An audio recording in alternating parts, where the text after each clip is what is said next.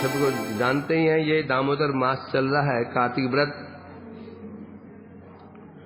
तो हर वर्ष की भांति इस वर्ष हम लोग पाठ करेंगे दामोदर अष्टकम प्रातःकाल, और सायकाल हमारा वो चल रहा है नित्य प्रति जो हमारा चलता है भागवतमृतम।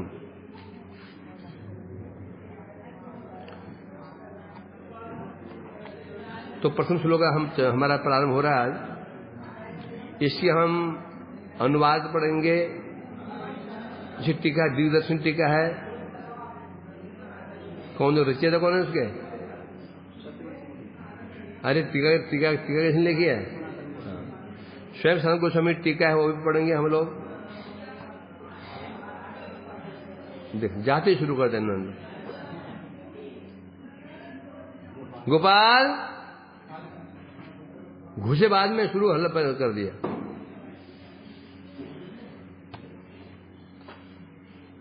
नमामीश्वरं सच्चिदानन्दरूपं लसत्कुण्डलं गोकुले विराजमानं यशोदाभियालुख लाधावमानं परामृष्टमातं ततो द्रुत गोप्य।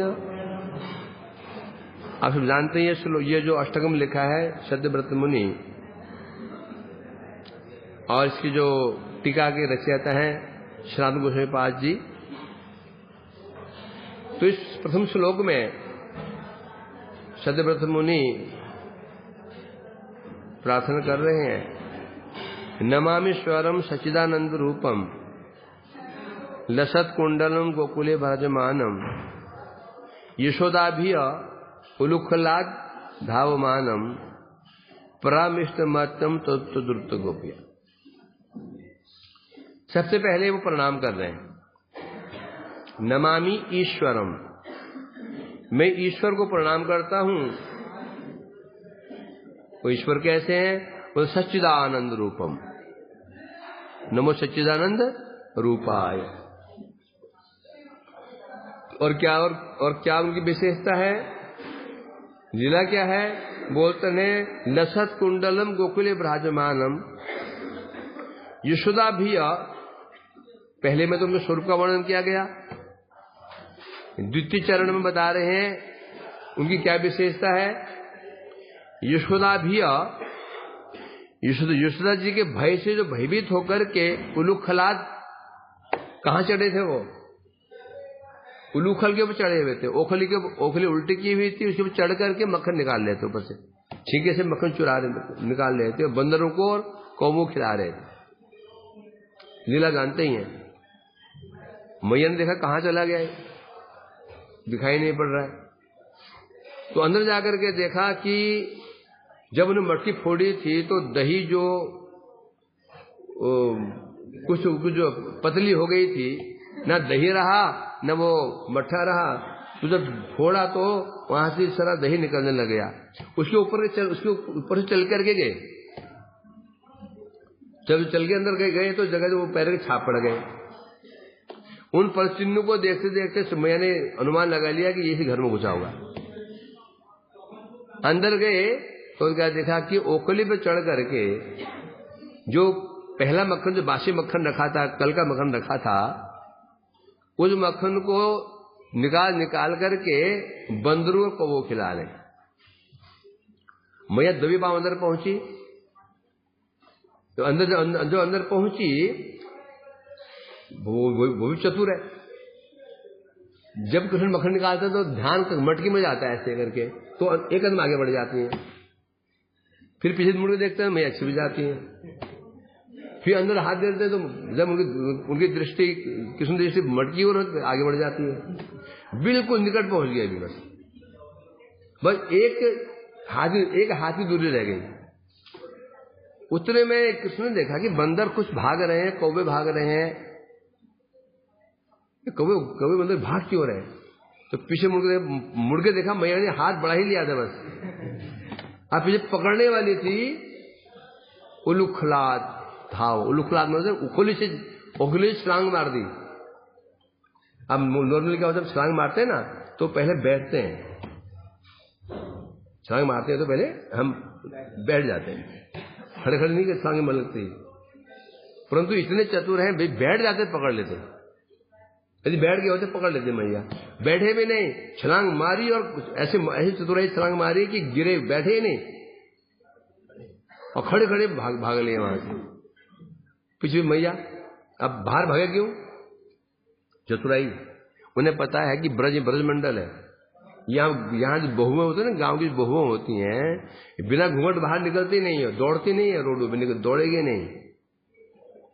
अब गांव में जाते हो ना परिक्रमा करने के लिए, अभी जाओगे तुम किसी गांव में, यदि कोई जवान 20-25 साल की स्त्री घूंघट के बिना चल रही हो, समझ जाओ गांव की बेटी है। 70 साल की बुढ़िया यदि घूंघट डाल के चल रही तो बहू है। 70 साल की बुढ़िया घूंघट डाल के चल रही हो, समझ लो गांव की बहू है। और 20 साल की लड़की शादीशुदा ये दौड़ रही हो रोडों में, गलियों में, बिना घूंघट के, समझो बेटी है। तो पता है मैया बाहर निकलेगी नहीं, यहां बहू है ना, ये शर्म है, घूंघट होता है। परंतु ये भूल गए थे कि आज जो बड़े बुजुर्ग है ही नहीं है। बड़े बुजुर्ग कहां गए? आज कहां गए हैं? अगले दिन गिरिराज जी की पूजा है, तो पकवान आज बनाने के लिए वहां गए हैं। वो उन्हें पता ही नहीं कि बुजुर्ग है ही नहीं इधर आज। और मैया समझ गई बाहर गया क्यों ये? अच्छा, ये सोच रहे कि बाहर निकल ही नहीं पाऊंगी आज। तो ये गलती कर गया ये भूलने में कि आज बड़े बुजुर्ग है ही नहीं, वो पीछे पड़ गई। वही कह रहे हैं यशोदा जी के भय से उलूखलाद धावमान बैठे नहीं। यहां पर कूदने की बात नहीं है, ओखली से दौड़ लिए। शब्द का अर्थ कह रहा है यशोदा जी के भय से ओखली से दौड़ लिए। ओखली कैसे दौड़ेंगे? ओखली पे चढ़े हमें, दौड़ेंगे कैसे? इसका मतलब तो कूदे तो बैठे नहीं, उनकी टांगे मुड़ी भी नहीं, टांगे मुड़ जाते ना, मुड़ी भी नहीं, सीधे भाग लिए। तो कह रहे तो ये उनकी विशेषता है। और तब जब भागते हुए जो भाग रहे हैं उनकी शोभा कैसी है? लसत कुंडलम, कानों में कुंडल धारण कर रखे, और कुंडल धारण कर रखे, कुंडल दोलायमान हो रहे हैं, और बार बार गालों को चुम्बन कर। अब किसमें वर्ण किस वर्ण कैसे हैं? श्याम वर्ण। कुंडल सोने के हैं, कुंडल सोने के हों, और उनके गाल कैसे हैं? श्याम, और कैसे चिकने। जब कुंडलों की आभा उसमें पड़ती है तो उनके गाल कैसे हो जाते होंगे? कुछ उसमें स्वर्णिम आभा, कुछ नील आभा। तो कुंडल हिल रहे हैं, गोकुले भ्राजमानम, और इस प्रकार से कृष्ण गोकुल की गलियों को सुशोभित कर रहे हैं। आगे कृष्ण, पीछे मैया दौड़ लगी हुई है। अब कृष्ण भाई बच्चे हैं, बच्चे फुर दौड़ते हैं। कृष्ण बहुत चतुर हैं, मैया सीधी दौड़ रही है, और कृष्ण क्या दौड़ रहे हैं? टेढ़े ऐसे करके, ऐसे कभी इधर कभी इधर, कभी इधर कभी इधर, कभी इधर। और मैया, वो बच्चे घूम जाते हैं, मैया तो शरीर भारी है उनका, और तो फिर घूम जाएंगी। वो बहुत चतुर हैं, और मैया पकड़ नहीं पा रही है। तो मैया को एक उपाय सूझा, रुकता है कि फेंक के लाठी मारूं। अब आश्चर्य बात क्या है, लठी ने हाथ में लठी थोड़ी है, जब घर से बाहर निकली लाठी कहाँ गई, क्या होगा उसमें हाथ में? डंडी भी नहीं होगी, वो अरहर के पेड़ होते हैं ना, पौधे होते हैं, कुछ छड़ी होगी, थोड़ी डंडा के दौड़ेंगे पीछे उनके। डंडा लेके कब आदमी दौड़ता है? जब पूरे प्लान से गया हो, डंडे से मारूंगा इसको मैं। तो जैसी कि मैया जैसी थोड़ा कृष्ण रुके, परामिष्ट झपट्टा मारा मैया ने, झपट्टा मार करके पकड़ लिया। कैसे पकड़ा? ततो द्रुत गोप्य, ततो द्रुत्य, उससे भी तेज दौड़े। किससे भी? जितनी कृष्ण तेज दौड़ रहे हैं, ततो मैया उससे भी तेज दौड़ी है। गोप्य मैंने यहां गोप्य किसी कहा गया इसको? समय को गोपी इतनी तेज दौड़ी, और दौड़ करके झपट्टा परामर्श का तो होता है कि पीछे झपट लेना, उसको पकड़ लिया। तो ऐसे जो कृष्ण है, उनको मैं नमामि प्रणाम करता हूं, जो ईश्वर भी हैं, सच्चिदानंद स्वरूप भी हैं। ये सामान्य अर्थ होगा। आप टीका पढ़ते हैं, टीका बिना कुछ पले नहीं पड़ेगा। टीका बड़ी सुंदर टीका है इसकी। हर बात तो हम हर साल तो पढ़ते ही हैं, आप जानते होंगे, मैं तो भूल गया।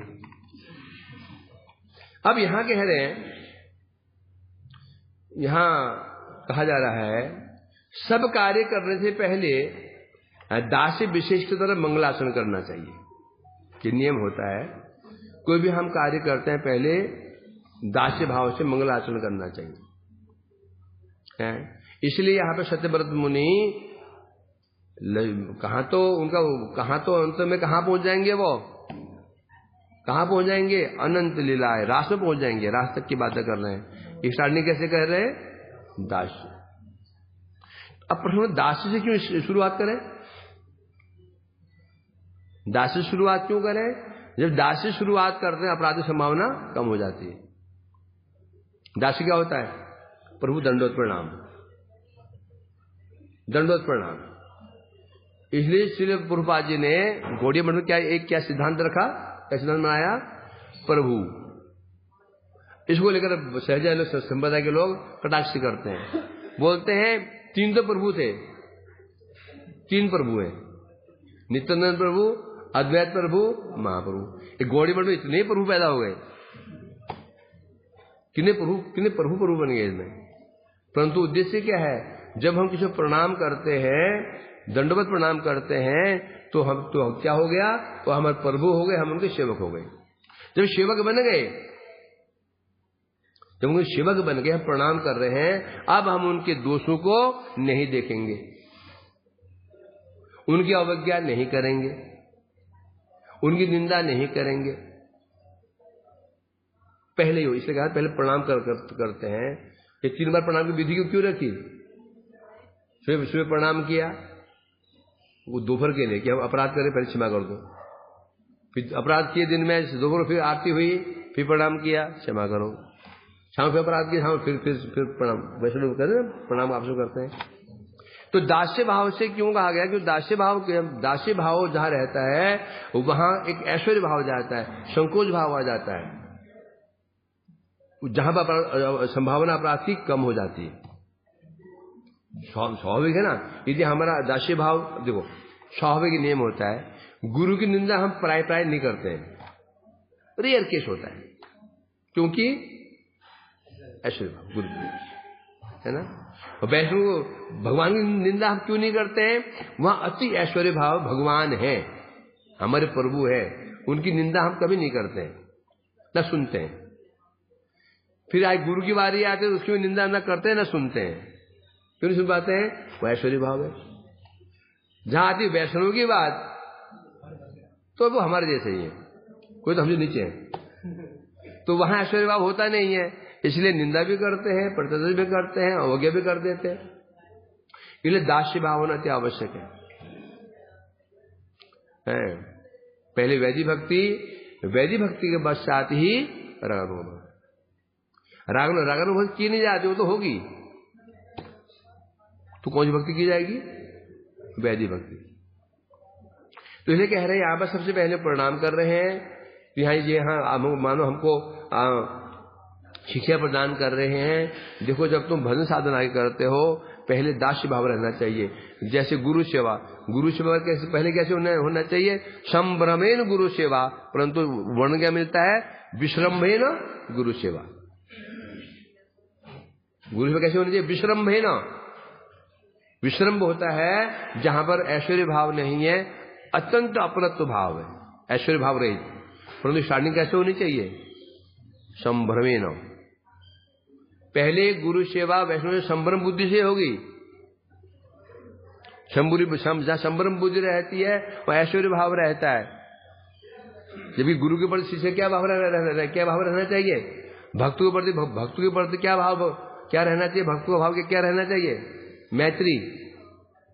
ईश्वरे तद अधीनेषु बालिषु द्विषस् प्रेम मैत्री। भगवान के प्रति प्रेम और भक्तों के प्रति मैत्री भाव रहना चाहिए। परंतु पहले स्टार्टिंग कहां से होती है? संभ्रमेण। पहले संभ्रम बुद्धि, ऐश्वर्य बुद्धि रहनी चाहिए।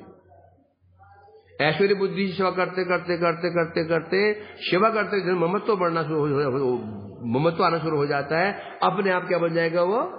क्या बन जाएगा? विश्रम बन जाएगा। ये लक्षण होता है। जो व्यक्ति आते ही वैसे दीक्षा लिया और विश्रम भाव सेवा करना शुरू कर देता, अपराध निश्चित है। तो पहले क्या कहा गया? संभ्रमेण गुरु सेवा। संभ्रम बुद्धि पे, ऐश्वर्य बुद्धि से। जब ऐश्वर्य बुद्धि हमारे हो जाती है, ऐश्वर्य बुद्धि, फिर सावधान रहते हैं।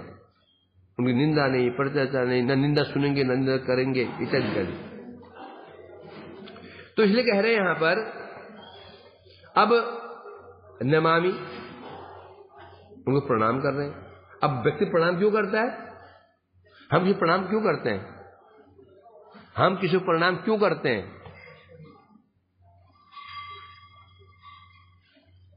चंद्रकांत जी, हम किसी प्रणाम क्यों करते हैं? आप किसी प्रणाम क्यों करते हो? आदर नहीं चाहिए, समझे कि नहीं? हम प्रणाम क्यों करते हैं किसी को? ये हमसे श्रेष्ठ है, प्रणाम करें कुछ मिलेगा हमको। जो हम प्रणाम का श्रेष्ठ तात्पर्य ये होता है, क्या उद्देश्य होता है? हमें कुछ मांगना है उससे। हम वैष्णव प्रणाम क्यों करते हैं? क्या चाहिए हमको? कुछ नहीं, ऐसे नहीं चाहिए। प्रणाम यूं करते हैं कि वैष्णव ठाकुर है, इनको प्रणाम करेंगे, इनकी सेवा करेंगे तो हमको भक्ति प्राप्त होगी। ये होता है किसका? क्या? प्रणाम यूं करते हैं। तो प्रणाम का फल क्या है? प्रार्थना। पहले प्रणाम फिर प्रार्थना। पहले क्या करते हैं? पहले प्रार्थना करते हैं, प्रभु जी में दे दीजिए, फिर प्रणाम करते हैं क्या? प्रभु जी मेरे को 500 रुपये चाहिए, फिर प्रणाम करें। पहले क्या करें? प्रणाम करना पड़ेगा। जब प्रणाम करते हो वो समझ जाता है प्रणाम क्यों कर रहा है, ये प्रणाम क्यों कर रहा है। यदि प्रणाम गहरा प्रणाम कर रहा है तो डिमांड गहरी है, यदि छोटा प्रणाम कर रहा है तो डिमांड छोटी है। ये नियम होता है। जब मैं सीढ़ी चढ़ता हूँ, कोई मेरे पिछली से आता है ना, दो सीढ़ी चढ़ जाता हूँ, पर मैं मुड़ के देखता हूँ। तो मैं इसमें सीढ़ी चढ़ता हूँ कि ब्रह्मचारी में पीछे आता है ना, दो सीढ़ी में मेरे फिर 2-3 सीढ़ी चढ़ गया, तो मुड़ के देखता हूँ उसको, मतलब क्या चाहिए। ऐसा ये होता है। छोटी बहुत 3 में अटक जाता हो, इसे 5 रुपए चाहिए, तो बड़ी चीजें भी ऊपर कमर तो मुड़ जाता है। तो यहां कह रहे हैं नमामि, प्रणाम कर रहे हैं। क्यों कर रहे हैं? क्योंकि अब पहले तो प्रणाम किया जाता है, उद्देश्य क्या होता है? प्रार्थना। अब प्रार्थना के लिए क्या चाहिए होती है बताओ? जब प्रार्थना करते हैं अब क्या जरूरत होती है? हम सिर्फ प्रार्थना करते हैं, उसके लिए क्या जरूरत की, क्या आवश्यकता होती है? जोड़ा बुद्धि को जाना पड़ेगा ना। इस योगी है भी कि नहीं, जब मेरे प्रणाम बेकार तो नहीं जाएगा कहीं। मुझे प्रणाम कर रहा हूं, जिसको प्रणाम कर रहा हूं, जिसको मुझको चाहिए, दिखना पड़ेगा ना। इसकी योग्यता है भी देने की। परिक्रमा करते हो ना, हैं? भिखारी तुम भिखारी आता है क्या? तो तुम भिखारी आते हैं? भिखारी आते हैं पीछे नहीं आते हैं? क्यों नहीं आते हैं? ये स्वयं भिखारी है। टिप टॉप कपड़े हो, परफ्यूम लगा हुआ हो, तो भिखारी आएंगे पीछे, बाबूजी 2 रुपया। मतलब प्रार्थना करने में देखा जाता है, मुझे प्रार्थना कर रहा हूं, ये व्यक्ति में सामर्थ्य है भी कि नहीं देने का, है ना। हम प्रणाम किसे करते हैं? हम देख रहे हैं एक व्यक्ति भजनशील नहीं है, न भजनशील नहीं है, उत्पाती है, क्या प्रणाम करते हो उसको? करते हो, कभी कभी करते हो, कर्तव्य निभाने के लिए करते हो। क्यों नहीं करते हो? क्योंकि इसको है ही नहीं, जो हम चाहते हैं ये दे नहीं सकता है। ये तो स्वयं कंगाल है, ना भक्ति है नहीं, क्या देगा हमको ये। तो इसलिए कह रहे हैं यहां पर पहले प्रणाम किया।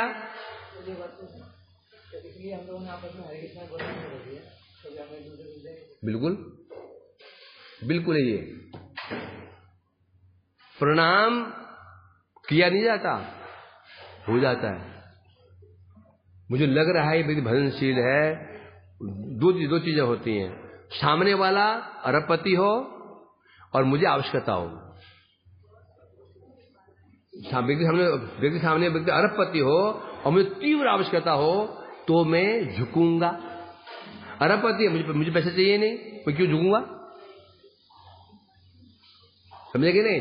सामने अरबपति खड़ा हुआ है और मुझे बहुत ही पैसे की बहुत जरूरत है, बहुत पैसे की जरूरत है, तो झुकूंगा ना मैं? अरबपति में जरूरत ही नहीं है, मैं क्यों झुकूंगा? उसी प्रकार से हमारे जो सामने खड़े हुए हैं एक आचरणशील भजनशील वैष्णव है, हमें पता है भजनशील है, हमें भक्ति चाहिए। दोनों ओर से होगा ये।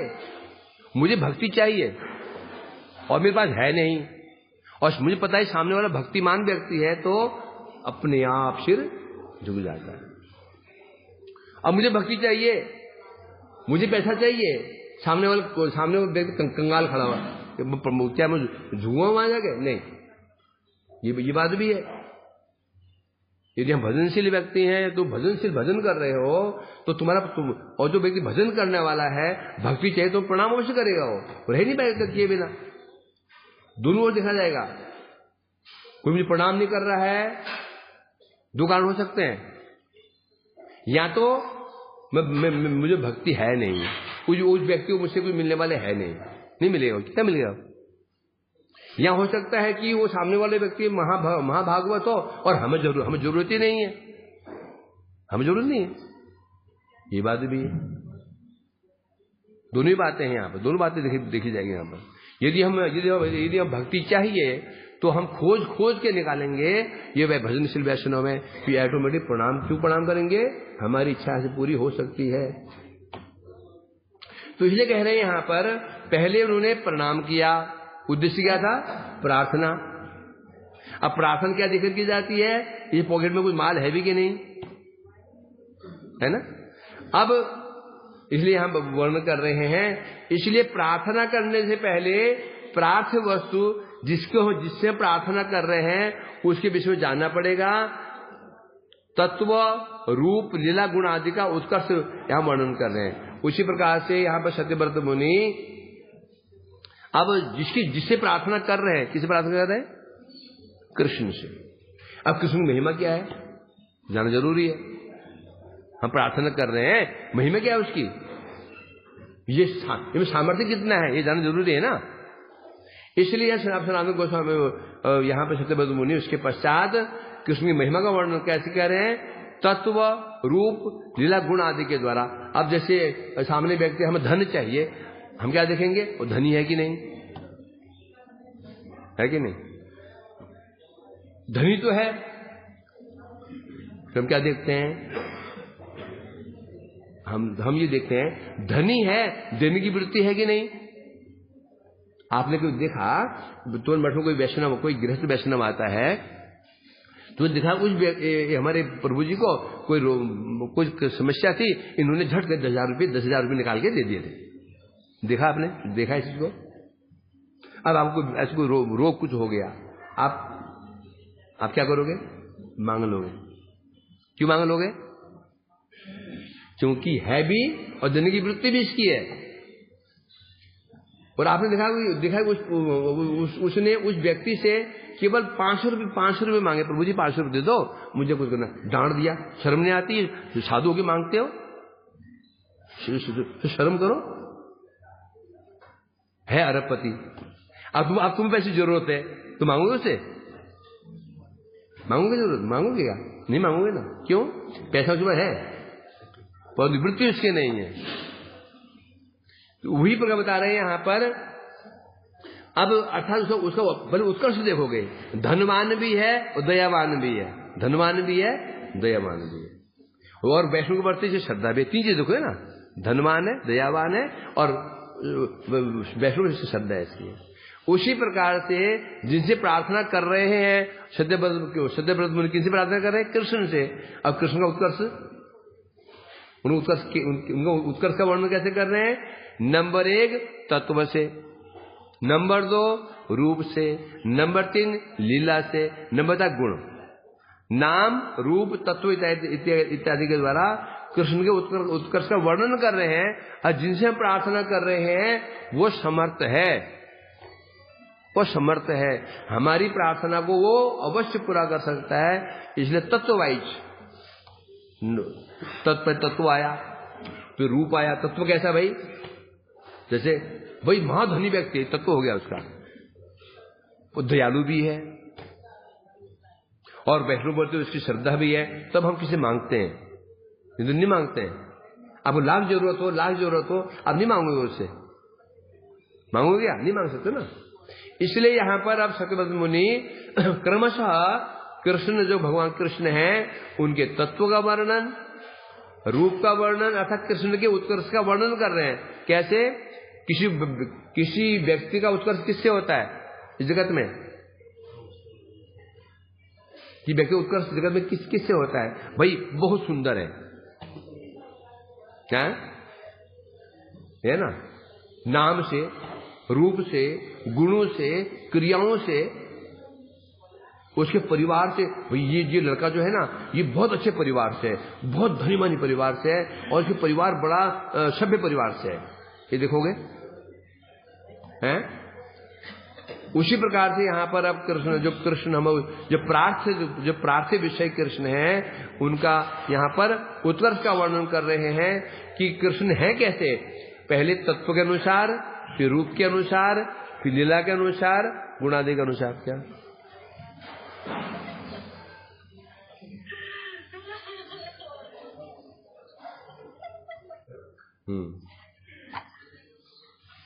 तो अब कृष्ण का जो उत्कर्ष है, क्या उत्कर्ष है तब बता रहे हैं। कृष्ण क्या विशेषता है? गोकुले भ्राजमानम, अर्थात गोकुल में प्रकटित अपनी भगवत्ता के सार स्वरूप का वर्णन कर रहे हैं। गोकुल में भगवत्ता का सार क्या है? नॉर्मली हम क्या, भगवत्ता माने ऐश्वर्य, नारायण जी का ऐश्वर्य है। भगवत्ता का सार क्या नहीं है? भगवत्ता का सार है माधुर्य। ऐश्वर्य नहीं होता। अब ये ऐश्वर्य माधुर्य भगवत्ता सार बोल रहे हैं, किसके अनुसार होगा? ये किसके अनुसार होगा? और उदाहरण देता हूं।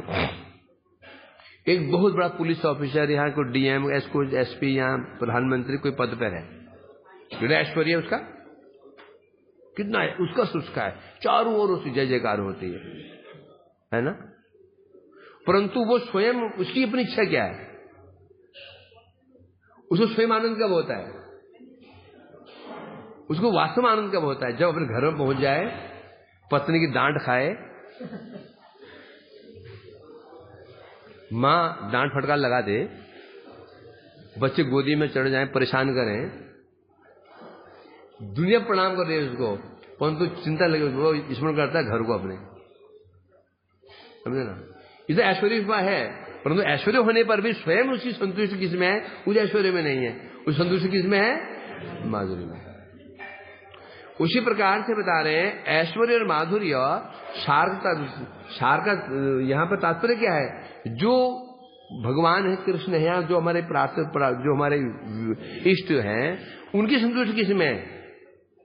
ऐश्वर्य में कि माधुर्य में? माधुर्य में। क्योंकि भगवत्ता का लक्षण क्या है? वश्यता। परमात्मा, ब्रह्म और भगवान, इनमें क्या क्या विशेषता है? भगवान का परमात्मा ब्रह्म से क्या विशेषता है? ये विशेषता है कि परमात्मा, ब्रह्म तो निर्विशेषी है, परमात्मा सविशेष जरूर है, परंतु निर्विकार है, उसको आता जाता नहीं, कोई विकार नहीं है। भगवान क्या है? विकारी है। भगवान वश्य है। भगवान क्या है? वश्य वस्तु। भगवान वश्य है, मतलब वशीभूत होने वाले हैं। भगवान वशीभूत होते हैं। ये वशीभूत होना ही भगवान का एक गुण है। यदि भगवान वशीभूत होना बंद कर दे तो फिर भगवान नहीं रहे, क्या बन जाएंगे? वो परम आत्मा बन जाएंगे। परमात्मा समदर्शी होता है, परमात्मा समदर्शी, भगवान समदर्शी नहीं होते हैं। भगवान क्या कहते हैं, पक्षपाती होते हैं। तो भगवान का तात्पर्य यही है, जो भक्त वश्यता जिनके अंदर है, ये गुण, जो गुण उसे कहते हैं भगवान। और भगवान वशीभूत किसके होते हैं, ऐश्वर्य प्रधान भक्त के कि माधुर्य प्रधान भक्त के। अब जब जानते हो ऐश्वर्य प्रधान भक्त तो बहुत हैं भगवान के, परंतु जितना माधुर्य प्रधान कृष्ण जिन्हें वशीभूत हो सकते हैं ब्रजवासियों के, उतना वशीभूत कोई भी नहीं हो सकता। इसलिए बता रहे गोकुल में कृष्ण कैसे रहते हैं, कैसे रहते हैं? क्या शंकर क्या हाथ में शंकर गदापद में है क्या? ऐश्वर्य भाव है क्या? तो सार क्यों बोल दिया? कृष्ण ने कभी ब्रज में चक्र धारण किया? शंख है, गदा पद्म है? नहीं है। क्या क्या क्या गरुड़ बैठ चलते हैं क्या? नंगे बैठ चलते हैं। अस्त्र उनका एक ही है, बांसुरी है, बांस की है, 1 फुट की बांसुरी है। अलंकार वो ये जंगली फूल पत्ते हैं। तो सार कैसे हो गया? सार कैसे हो गया फिर? सार का तात्पर्य किससे होगा? अर्थात वश्यता। भगवान जिस प्रकार से भक्त ब्रजवासियों के वशीभूत हैं, यही है भगवत्ता का सार। यही भगवती चरम सीमा है, जहां पर जो भगवान के जितने स्वरूप हैं, जो जितना वशीभूत हो सकता है उतना बड़ा। भगवत स्वरूप का तारतम्य किसे होगा? नारायण का तारतम्य राम जी के तारतम्य नारायण से, द्वारकाधीश के तारतम्य राम से, और कृष्ण तारतम्य किससे, किसके अनुसार हुआ ये? किसके अनुसार हुआ ये? भक्त वश्यता। तो इसे कह रहे हैं कृष्ण ब्रज में कैसे रहते हैं, भगवत्ता के सार स्वरूप को प्रकट कर रहे हैं। तो वर्णन कर रहे हैं किस प्रकार से भगवान कृष्ण जगत वृंदावन में रह करके वो कैसे बता रहे हैं यहाँ पर। तो मुनि उनको प्रणाम कर रहे हैं, कृष्ण को नमस्कार कर रहे हैं। अब नमस्कार किसे नमस्कार कर रहे हैं? तो बता रहे हैं ईश्वरम, नमामीश्वरम, मैं ईश्वर को नमस्कार करता हूं। बात हो जाएगी ना, ईश्वर क्यों कर रहे हैं? ईश्वर समर्थ है, ईश्वर समर्थ है। अब ईश्वर को नमस्कार कर रहे हैं, तो ईश्वर के तीन अर्थ हैं। सर्वशक्तिमान, जगदेक एक नाथ, निज प्रभु। पहले एक अर्थ है सर्वशक्तिमान है, जगदेक नाथ है और निज प्रभु है। मानो प्रार्थना की, उन्होंने प्रणाम किया भगवान को, हे प्रभु आपको प्रणाम है। भगवान ने कहा भाई क्यों प्रणाम है, प्रणाम क्यों कर रहे हो? आप सर्वशक्तिमान है, तो तुम्हें क्या मिलेगा इससे? ये व्यक्ति अरबपति हो सकता है, हमें क्या? उन्होंने कहा जान दो अंबानी भारत का क्या बहुत बड़ा एक क्या है धनवान व्यक्ति, तो मैं क्या बोलूंगा? तो मैं क्या करूं? तो मैं क्या करूं? वो धनी है तो मैं क्या करूं? ये बोलूंगा तो मैं क्या करूं? होगा? तो भगवान ने मैं सर्वशक्तिमान हूं तो क्या हुआ? नहीं प्रभु, आप जगत एक नाथ, सर्वशक्तिमान तो हैं, जगत के एकमात्र, जगत एक नाथ, जगत के एकमात्र नाथ बने पालक आप। तो उन्होंने कहा तो तुम सर जगत का नाथ हो ना, कि तुम्हारा तो हो ही नहीं, तो प्रणाम क्यों कर रहे हो? हैं? तो बता रहे निज प्रभु। अब यहाँ उत्तर मिल गया पक्का। आप सर्वशक्तिमान भी हैं, जगन्नाथ हैं, होने पर भी मेरे प्रभु आप हैं। जब मेरे बोल दिया, मांगने में क्या होना चाहिए? अधिकार होना चाहिए। मांगना दो प्रकार के होता है, एक भावयुक्त मांगना, एक भाव रहित होकर मांगना। पुत्र पिता से मांगता है, कैसे मांगता है? अधिकार से, पिताजी मुझे ये दो, अधिकार समझ के मांगता है। जब निज प्रभु बोल दिया, यहाँ क्या आ गया? अब अधिकार, अर्थात आप मेरे प्रभु हैं, अब मैं अधिकार से मांग रहा हूं। मैं किसे मांग रहा हूं? अधिकार से मांग रहा हूं।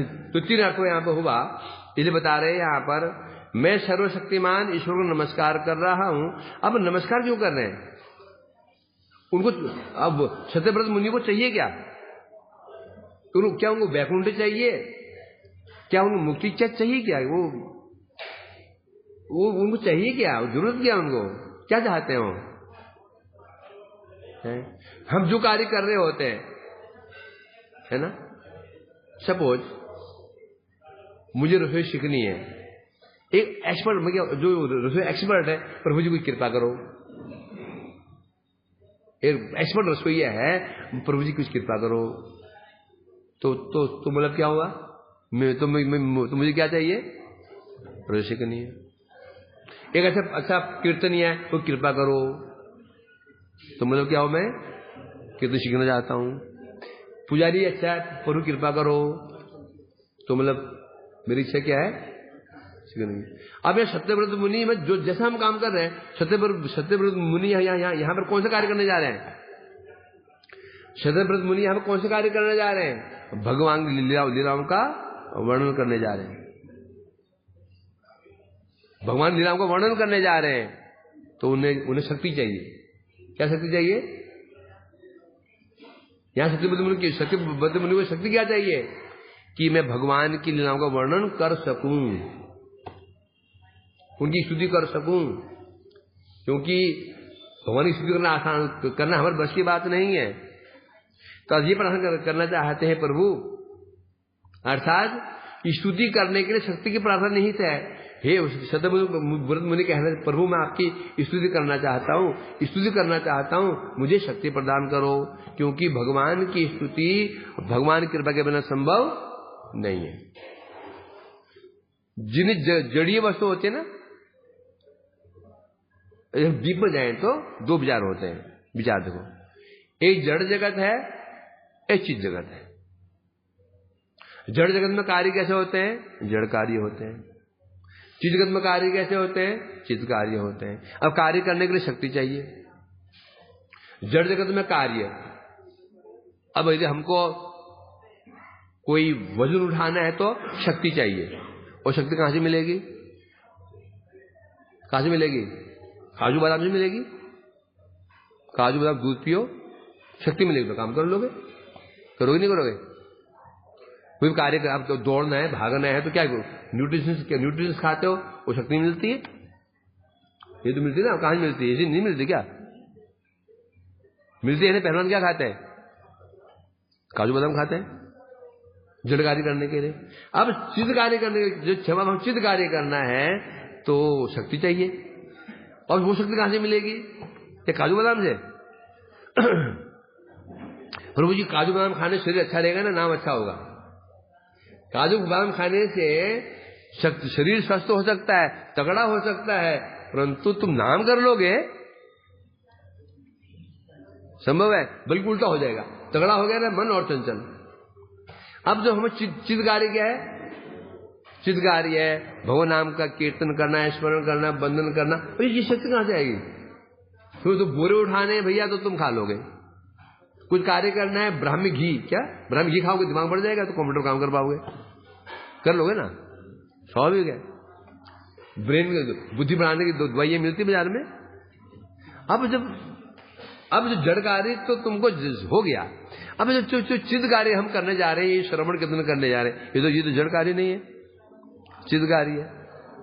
अब चित्त कार्य करने बल कहां से प्राप्त होगा? हमको शक्ति चाहिए, शक्ति संभव नहीं है। और चित्त कार्य करने के लिए जो बल चाहिए, वो बल जड़ जगत की वस्तु में संभव ही नहीं है। तो बोले क्या बात करते प्रभु जी, हम बढ़िया खाएंगे, शरीर मजबूत रहेगा, तो हम नाम कर पाएंगे। नहीं कर पाओगे। जब आएगी नींद है, तो नींद आएगी, नींद पूरी ताकत लगा लो। एक पहलवान व्यक्ति है जो कि 100 किलो वजन को उठा लेता है, ऐसा उठा लेता है, वो ना करते हैं ना, लिफ्टिंग करते हैं, 150 किलो को उठा लेते हैं। उसे बोले नींद आ रही हो ना, कि केवल पलक है ना, पलक इसे उठा दो। कितनी पलक का वेट कितना होता है? कितने ग्राम होगा? 1 ग्राम। इसे उठा के दिखा दो, नाम करते हैं, पूरी ताकत लगा दो, आज से मैं वैष्णव वगैरह नहीं करूंगा, तगा लगा दो। आज से वैष्णव निंदा नहीं करूंगा, कुछ तगा लगा दो। काजू बादाम खाओ, वो काजू बादाम पिस्ता पीस के खाओ 2-2 किलो, और फिर तगा लगा दो आज से मैं क्रोध नहीं करूंगा, काम नहीं, मेरे काम को अपना हावी नहीं होने दूंगा, लोभ नहीं करूंगा। लगा लो। कर सकते हैं? नहीं कर सकते। तो बल तो चाहिए। तो चित्त कार्य करने के लिए बल चाहिए, और वो बल मिलेगा, कहां मिलता है वो बल? कहां बल मिलता है? भगवान की कृपा से वो बल प्राप्त होता है। चित्त बल प्राप्त करना है तो हमको है, फिर चित्त कार्य करना चित्त बल चाहिए। समझेगे नहीं? सोचो ना, हम नाम करते हैं, एक छोटी सी आनिक, इतनी सी आनिक होती है, इतना मंत्र होता है वो मंत्र करते हुए तो हम कितना परिश्रम, कितना कष्ट होता है। नहीं होता? परिश्रम नहीं होता? नींद आ जाती है, मन भाग जाता है, तो कितना बल चाहिए। एक छोटे मंत्र जपने के लिए कितना बल चाहिए, तो सोचो। वो बल कौन नहीं चाहता कि मेरी आने अच्छी नहीं हो? कौन नहीं चाहता? हमें कौन नहीं चाहता मेरी आने अच्छी हो? कौन नहीं चाहता? सब चाहते हैं। तो क्यों नहीं हो पा रहा है? कौन नहीं चाह रहा कि मैं वैष्णव निंदा ना करूं, द्वेष ना करूं? कौन चाहता है? द्वेष करूं कौन चाहता है? नहीं चाहता। तो हम क्यों नहीं कर पा रहे हैं? अभाव। किसका अभाव है? बल का अभाव। तो सिद्ध हो गया, सिद्ध कार्य करने के लिए बल चाहिए होता है, और वो बल ना न्यूट्रिशन से मिलता है, ना काजू बादाम में मिलता है, ना दूध में रबड़ी में नहीं मिलेगा। वो तो बल कृपा से आता है। इसलिए कहना चाहते हैं, हे प्रभु मुझे बल चाहिए, क्योंकि मैं आपकी महिमा का वर्णन करने जा रहा हूं, स्तुति करने जा रहा हूं मैं। आप मुझे शक्ति प्रदान कीजिए, आपकी शक्ति के द्वारा ही मैं आपकी महिमा का गान कर सकता हूं। इसलिए यहां पर उनका एक ही उद्देश्य, यहां पर उनकी स्तुति करना चाहते हैं। अर्थात पहले बता रहे क्या? मैं नमस्कार कर रहा हूं। किसे कर रहा हूं? जगत के एकमात्र नाथ को नमस्कार कर रहा हूं। जगत एक नाथ मने प्रभु, मालक, पालक।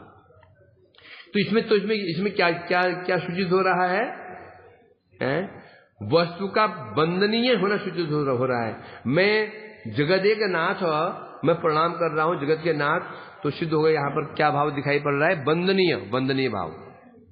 अर्थात कृष्ण कौन है? परम वंदनीय। वंदनीय किसे कहते हैं? ये वंदना की जाती है, वंदनीय। तो यहां पर दिखा जा रहा है, जिसे प्रार्थना शुद्धव्रत मुनि कर रहे हैं वो अत्यंत वंदनीय है? फिर उन्हें निज प्रभु क्यों बोला? निज प्रभु क्यों बोल रहे हैं? क्योंकि वंदनीय होने पर भी व्यक्ति चाहे लाख वंदनीय हो, लाख धनवान हो, मांगने के लिए भी एक अधिकार चाहिए होता है। अधिकार युक्त होकर मांगेंगे तो मिलेगा। भिखारी मांगते हैं ना, धनी व्यक्ति से क्या मिलता है उसको? क्या मांगता हो? बाबूजी 1 रुपए दे दो। वो क्यों नहीं बोलता बाबूजी 2 लाख रुपए दे दो? क्यों नहीं बोलता बाबू 2 लाख रुपए दे दो? जानता है मेरे को संबंधित तो है नहीं, अधिकारी नहीं है। और पुत्र सीधा बोल दे, पिताजी 2 लाख चाहिए। कोई हिचकिचाहट नहीं, सीधा 2 लाख दे दो। क्यों बोलता वो? संबंध में अधिकार है, मेरे पिताजी हैं। तो यहां निज प्रभु क्यों बोला?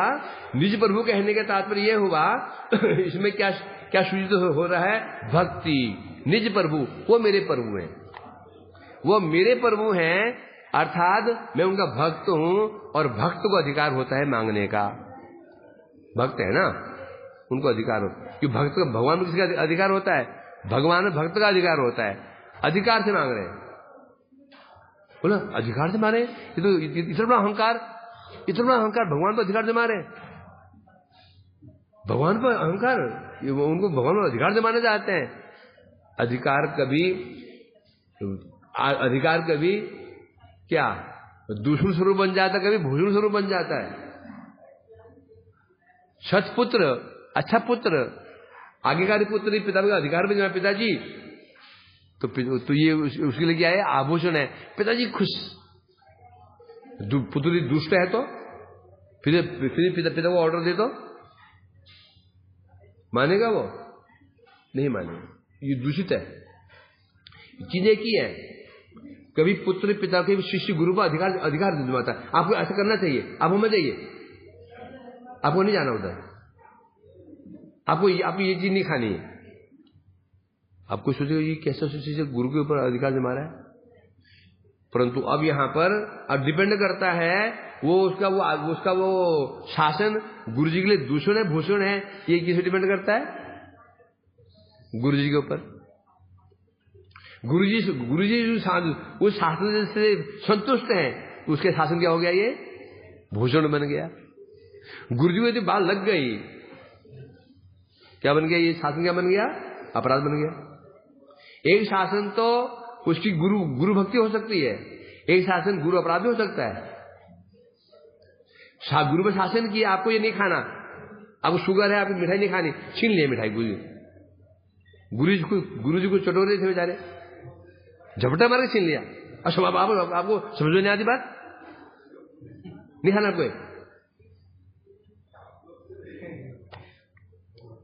परंतु यदि वास्तव में गुरु के प्रति परम श्रद्धा है, वह गुरुगत प्राण है, तो ये उसका क्या बन गया? आभूषण बन गया। यदि गुरुगत प्राण में कपटी है, गुरु सेवा की कपट के लिए कर रहा है, फिर शासन कर गुरु जी गुस्सा आ जाएगा। गुरु जी देख रहे हैं ये वास्तव में शिष्य है, तो शासन को स्वीकार कर लेंगे। और ये देखिए कपटी व्यक्ति शासन स्वीकार कर लेंगे? कर सकते हैं? नहीं कर सकते। तो इसलिए कह रहे हैं यहां पर निज प्रभु से ये सूचित हो जाता है भक्ति विशेष, अर्थात अब यह भक्ति विशेष पर क्या हुआ? अधिकार आ गया। वो मेरे प्रभु है, मैं उनका भक्त हूं, तो मुझे मानने का अधिकार है। और ये विश्वास हो गया, मांग रहा हूं तो मिलेगा। सेठ जी है, अब भिखारी सब सामने सेठ जी 10 रुपया, अब समझो क्या बोला उसने? शेठ जी। अब ना दो तो बेइज्जती, ये शब्द देने का नहीं है। शेठ जी बोल दिया तो ले। तो इसलिए कह रहे हैं यहां पर अब आता है ईश्वर। तो जिससे प्रार्थना कर रहे हैं, जो ईश्वर है, प्रार्थना कर रहे हैं, और भक्ति भी आ गई, अर्थात भक्ति भाव भी आ गया। अब वो ईश्वर है कैसे? पहले तो बताया ना भाई, ये अरबपति है, भगवान तो है, ईश्वर है, महाऐश्वर्यवान है, जगत के नाथ है, सब कुछ है ऐसे। परंतु अब उनका स्वरूप कैसा है? तो बता रहे हैं सच्चिदानंद रूपम। कैसा है उनका रूप? सच्चिदानंद रूप। अर्थात यहां तत्व विशेष के द्वारा बोल बताया ना, अब भगवान का जो उत्कर्ष दिखाएंगे, फिर तत्व के अनुसार, फिर रूप के अनुसार, लीला के अनुसार, गुण के अनुसार। यहाँ किसे दिखा रहे हैं? तत्व। क्या तत्व है वो? सच्चिदानंद स्वरूप, सच्चिदानंद रूप। सच्चिदानंद नहीं, सच्चिदानंद वास्तव घन स्वरूप है। सच्चिदानंद तो जीव भी है, जो शुद्ध जीव आत्मा है ना, वो सच्चिदानंद स्वरूप ही है। भगवान कौन? सच्चिदानंद घन स्वरूप है। ये तत्व, क्या तत्व है उनका? और सच्चिदानंद स्वरूप भगवान है। ये तत्व से हो गया, सिद्ध हो गया। अर्थात कोई जड़ीय व्यक्ति नहीं है, कोई मायाबद्ध जीव नहीं है, कोई सामने देवता नहीं है, सच्चिदानंद स्वरूप है। ये तत्व से उनका उत्कर्ष हो गया है। अब उसके पश्चात देखने में कैसे है? बताओ ना, लड़की लड़का देख के आए, क्या लड़का क्या करता है जी? ओ जी तो वो तो किसी इंजीनियर है, 3 लाख रुपए मिलते हैं। अगला प्रश्न क्या करेगी माँ? 3 लाख सैलरी, 3 लाख रुपए महीना है सर। और फिर अगला प्रश्न क्या सोपेगी हो? देखने में कैसा है? पहले नहीं पूछती है देखने में कैसा है, पहले पूछते हैं करता क्या है। पहले क्या बताए? करता क्या है? अच्छा 3 लाख रुपए सैलरी है, फिर आ रहा है दिखने में कैसा है? सुंदर है कि नहीं है? अब बता रहे हैं, पहले बताया भाई तत्व क्या है, सच्चिदानंद स्वरूप है, कोई सामान्य नहीं है, कोई जड़बद्ध जीव नहीं है, कोई सब देवता भी नहीं है, सच्चिदानंद स्वरूप है। अब दिखने में कैसे? अब आ रहा सौंदर्य का वर्णन। कैसे सौंदर्य? कैसे सौंदर्य? क्या है उनका? लसत कुंडलम। क्या सौंदर्य है? भाग रहे हैं, ये सौंदर्य उनका है। क्या सौंदर्य? डर के मारे भाग रहे हैं। ये भागना सौंदर्य है क्या? है तो कायर होता है जो भाग रहा हो, क्या उसको सुंदर लगता? क्या हो सुंदर? कौन? जो लड़ रहा हो, हिम्मत। लसत कुंडल बता रहे हैं यहां पर, जो यशोदा भी मैंने भाई, यशोदा जी के भय से जो भाग रहे हैं, कान में कुंडल उनके दोल रहे हैं, ऐसा जिनका सौंदर्य है। उसको कल आगे पढ़ेंगे। वांछा कल्पतरुभ्यश्च कृपान्वयता